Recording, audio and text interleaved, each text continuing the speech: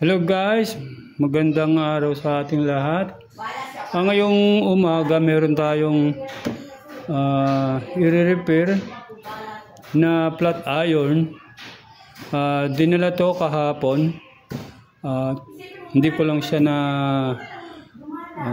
naasikaso kahapon dahil may iba tayong nire-repair, ano? So ngayong umaga, ito yung ating gagawin dito. I-repair natin to kasi sabi nung nagdala rito ay may pumutok daw dito sa loob. Diyan. May pumutok diyan sa loob. So, pag ganun guys kasi yung nangyari, pwedeng may nagkadikitan na wirings, yung positive saka negative. Kaya may pumutok diyan sa loob. So, ang gagawin natin, i-test natin yung kanyang cords to. Gagamit lang tayo dito ng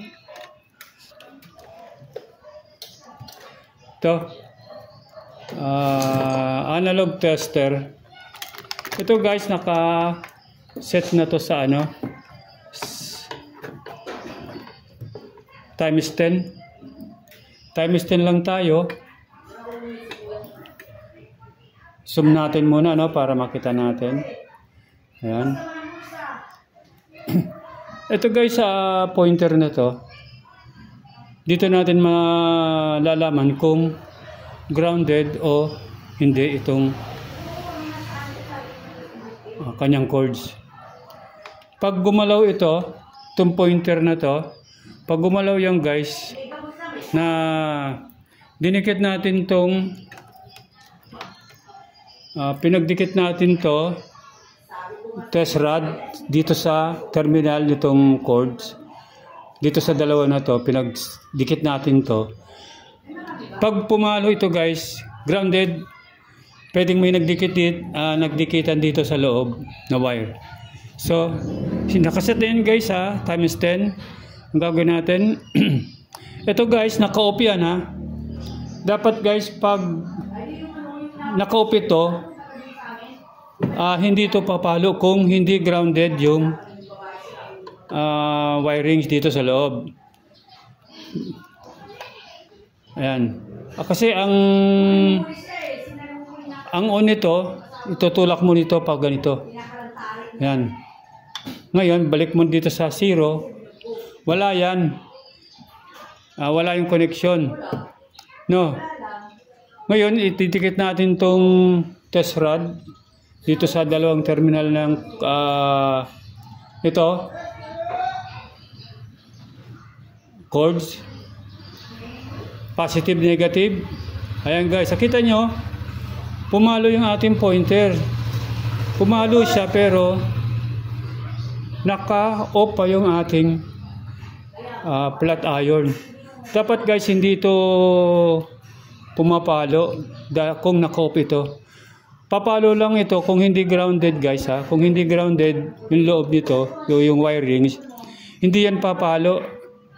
Ito. Dapat pag naka-on siya, saka yan kakaroon ng resistance. Ito. Ayan Ang theory nito guys, pwedeng may nagdikitan ditong wirings sa loob. Kaya yun nating bubuksan natin to para makita natin yung loob. Tabi muna natin tong tester. Ayan. Buksan natin to.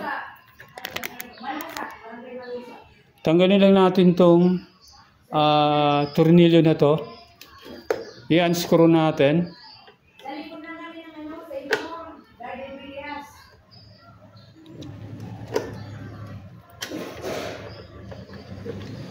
Ayan. So guys, hanapin natin dito yung wirings. Ito yung positive, negative. Ayun. Ayan guys, nakita nyo ito. Yung ito, zoom natin nga ito. Yan. Tignan natin kung makikita nyo. Itong wire na to, saka ito.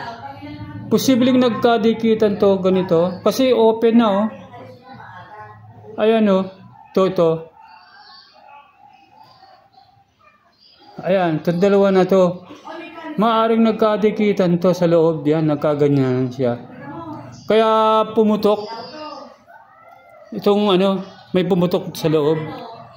So guys, pwedeng titignan natin to. I-set ulit natin, ano. Ipaghiwalayan natin to. Itong dalawa na to. Itong positive sa negative. I-test ulit natin itong kanyang cords. Ayan.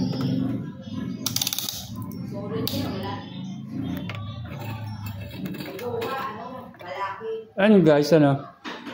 Kaset na siya. Tapos, hiniwalay natin itong dalawa na to.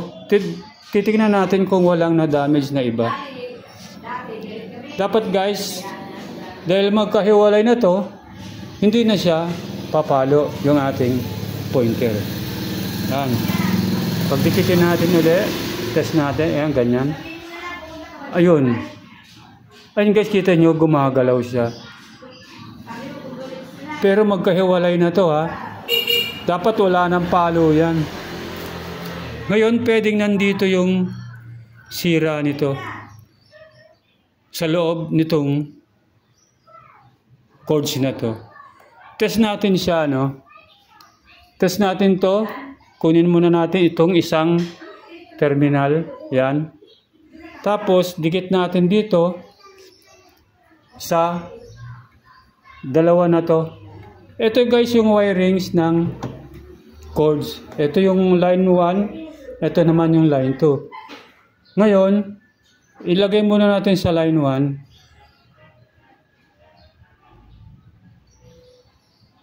Kita nyo guys, walang palo.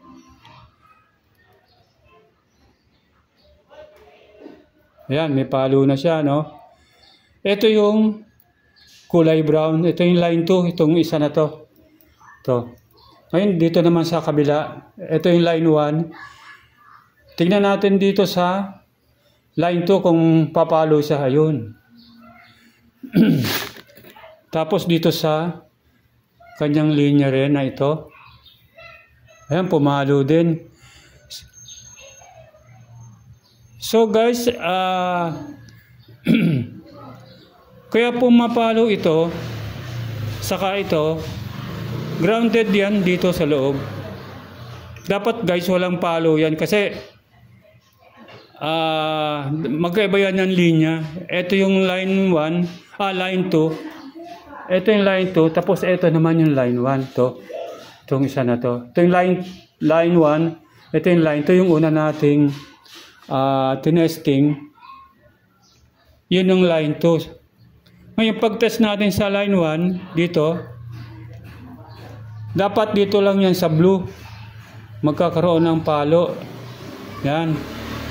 Ngayon, tinest natin dito sa line 2, may palo pa rin siya. So guys, nandito din yung diferensya, meron na ritong putol. Tapos ito, nagkadikitan pa dito. Kadikitan na ganyan yan. Kasi napilipit to eh. Kapilipit na ganun, no? Kaya na magdidikitan talaga to, itong dalawa na to. Yan. Yan. Ikita natin, ano. I-zoom natin, guys. Ayan.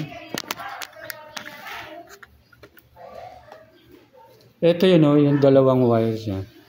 Nagkadikitan, kaya pumutok dito sa loob. Dito sa parte na to may pumutok, sabi nung may-ari. Ayan. Ngayon, hiwalay natin siya. Hiwalay na natin, ano? Yan, ganyan. Tapos, itong wire, ito kasi pilipit na to guys, oh. Parang nandito yung ano, na-repair na to. Na-repair na pala to guys kasi binalutan na lang ng tape. Pwedeng nandito yung, ayan. Dito guys, eto. Ayan, oh. Eto guys, labas na yung kanyang wire.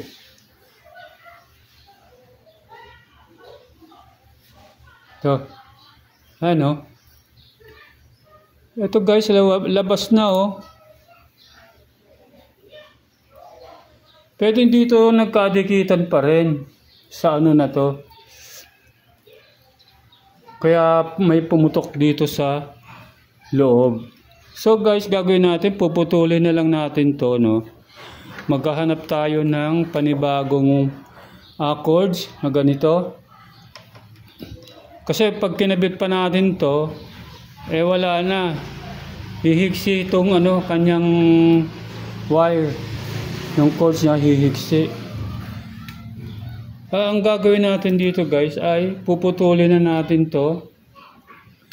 Dito sa pinaka ano niya. Tatanggalin na natin to. Tapos kukuha na lang tayo ng panibagong cords para kakabit natin dito. Ayan. Yan lang naman guys yung diferensya nito, kaya nagkaroon ng shortage dito sa loob, kaya may pumutok. Nagkadikitan tong dalawang wire, itong positive saka negative, nagkadikitan. Dito rin yan, dito rin pagdikitan nila, ito pag nadamay na din to, ito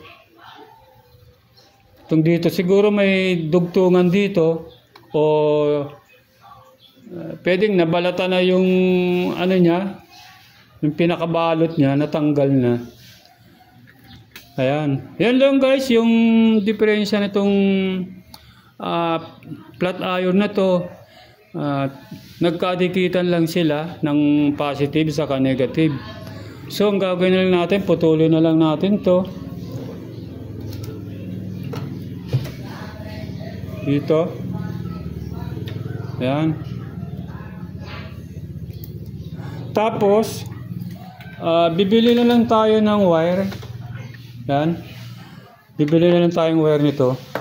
Saka natin dito ikakabit. Pero guys, hindi ko na ipapakita sa inyo kung ang pagkabit ko uli ng cords na bibili natin. Kasi bibili pa ako guys ng cords sa bayan. Wala kasi akong ano dito, wala akong extra na cords. Kakabit na lang natin. Wala namang problema guys, maski magkabaliktaran to, itong dalawa na to, itong positive, negative. Maski itong positive, kabit mo dito sa negative nitong positive nitong plancha, okay lamang yun. Tapos yung ito naman,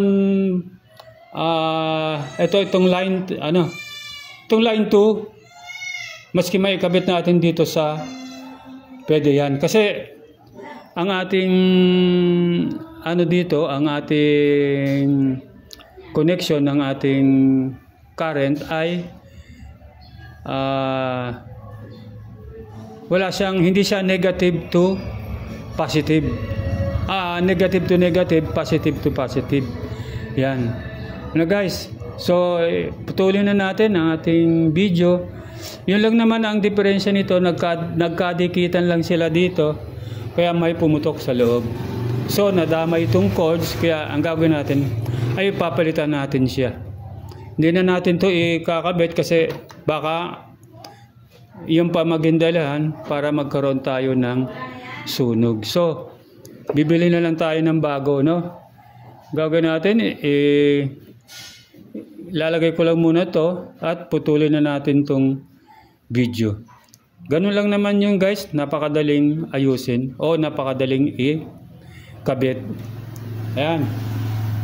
O guys, ang hindi pa nakapag-subscribe po sa aking YouTube channel, inaanyahan ko po kayong subscribe po ang aking channel at click nyo po yung notification bell para lagi po kayong updated sa mga video kong ina-upload sa YouTube. Like niyo rin po and share para mapanood naman po ng iba nating kababayan na gusto rin pong matuto mag-DIY. At pag meron pong halimbawa po meron pong ads na lumabas po sa ating video, ay huwag niyo pong i-skip. Tapusin niyo po yung video para maintindihan niyo pong maigi kung ano ang nilalaman ng aking tutorial. So guys, maraming salamat po. Bye-bye for now. Salamat.